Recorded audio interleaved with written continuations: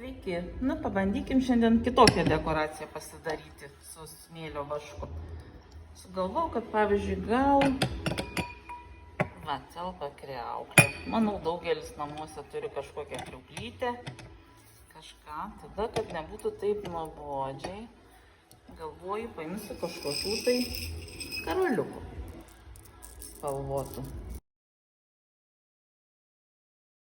Tada užpilu vandenuku.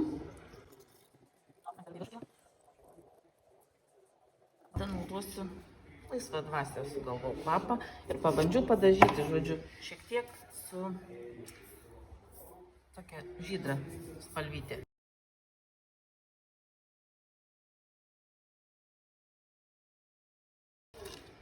Nu ką, belieka statyti dagtį, perkirpu per pusę, aišku, nes nereikia ilgos.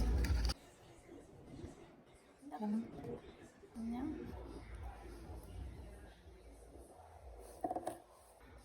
Šitai labai gražiai, pažiūrėkit. O, perliukai krenta į apačią. Pasakiškai atrodo. Kaip matot, kad ir vaškiuks dažytas, jis vandenuką visiškai nenudažo.